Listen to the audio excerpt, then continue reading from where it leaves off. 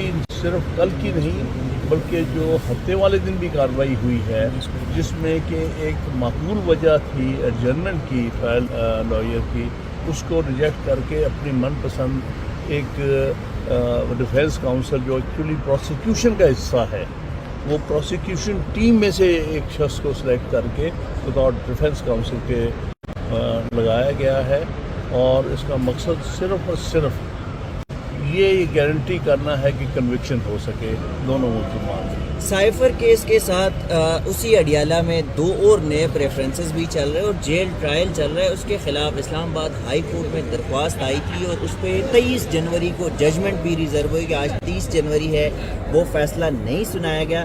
تو آپ سمجھتے ہیں کہ جو آپ آج لائرز آئے ہیں، بڑے سینئر وکلاء آئے ہیں اور آج آپ سٹے مانگیں گے تو آپ کو یہ سٹے مل سکتا ہے؟ یہ تو خیر وقت ہی بتائے گا، لیکن ابھی تک اسلام آباد ہائی کورٹ کی کارکردگی ایک طرح سے مکس ہے۔ کچھ ججز کے بارے میں ہم محسوس کر رہے ہیں کہ انہوں نے آئین اور قانون کی ضروریات پوری نہیں کی، لیکن کچھ ایسے ہیں جنہوں نے اچھے آرڈر پاس کیے ہیں جن کی وجہ سے یہ 2 دفعہ یہ کیس اور یہ ٹرائل کویش ہوا ہے۔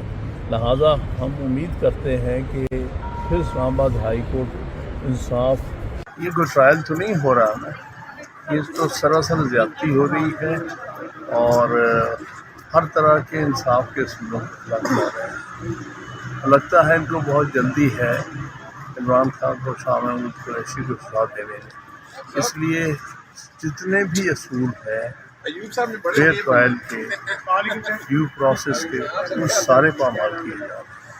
سر، کئی دہائیوں پر مشتمل آپ کا وکالت کا ایک تجربہ ہے، آپ کے وکالت میں کبھی ایسا کوئی وقت گزرا ہو کہ 3 دن اگر ایک سائڈ سے وکیل نہیں آتے تو سرکار ڈیفینس کونسل کو، سرکاری ڈیفینس کونسل کھڑے کر دیتی ہے؟ یہاں تو 3 دن میں نہیں تھے، صرف 1 دن تھا۔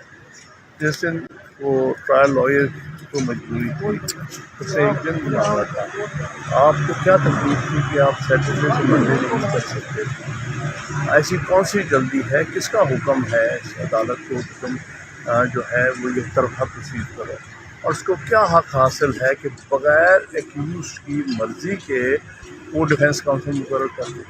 اس کے لیے بہت ضروری ہے کہ ڈیفینس کاؤنسل کی اس میں ملزوم ہو، تب آپ جو ہے اسٹیٹ ایکسپینس ڈیفینس کاؤنسل ہوگا۔ ہائی کورٹ میں خود نہیں کر سکتے۔ ہائی کورٹ میں آج کوئی اپیل کر رہے ہیں سر اس جو کنڈکٹ ہو رہا ہے؟ ابھی میرے ساتھی آئیں گے، سلمان سفر صاحب اور ظفر صاحب، ہم اس میں فیصلہ کریں۔ آپ نے کہا کہ ہم ہائی کورٹ سے رجوع کریں گے، کیا پلی لے کے آئے ہیں؟ دیکھیے، ٹرائل نہیں چل رہا، مذاق چل رہا ہے۔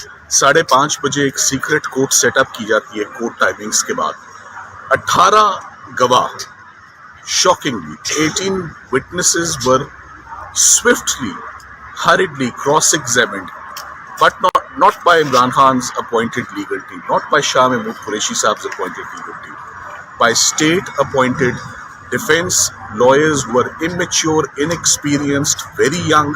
So ایک ایسی روایت قائم ہوئی ہے جس کی کوئی نظیر نہیں ملتی، اور رات 10-11 بجے تک ہمیں پروسیڈنگز سے تو رات 6:30 بجے ہی کل باہر پھینک دیا گیا، جیسا کبھی نہیں ہوتا۔ اور ہمیں باہر پھینکنے کے بعد ان وکلاء نے اپنا ٹرائل کیا، کیسے کیا؟ سیاہ کیا، سفید کیا، وی ڈونٹ نو، 2 منٹ کے سوال پوچھے، فارمیلٹی پوری کی۔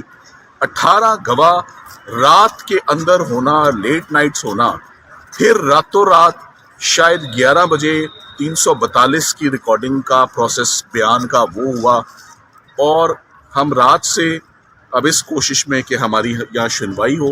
سو the entire legal team and ابو all the concerned family is present in Islamabad high court, hoping کہ ہمارا کیس ارجنٹلی ٹیک اپ ہو اور ہم چیف جسٹس صاحب کے پاس یا ان کے اپوائنٹڈ جج صاحب کے پاس ہم اپنے گریونسز رکھیں اور ٹرائل کورٹ کو مزید کارروائی سے فوری روکا جائے ان دی انٹرسٹ آف جسٹس. سر, جج صاحب کے کنڈکٹ کے حوالے سے بتائیے گا کہ بار بار آپ اسلام آباد ہائی کورٹ میں یہ چیز پوائنٹ آؤٹ کر چکے ہیں, لیکن پھر بھی چاہے جج بشیر صاحب ہوں یا دونوں, جج صاحب کا کانڈکٹ سب کے سامنے ہے. جج صاحب کو احتیاط برتنی چاہیے تھی جب 2 دفعہ اسلام آباد ہائی کورٹ نے ان کا کیا ہوا ٹرائل کالعدم قرار دیا.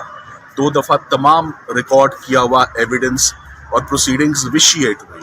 सुप्रीम कोर्ट ने बड़े वाज़ेह अल्फाज में बता दिया कि ऑफिशियल सीक्रेट्स एक्ट का इतलाक होता है या नहीं होता।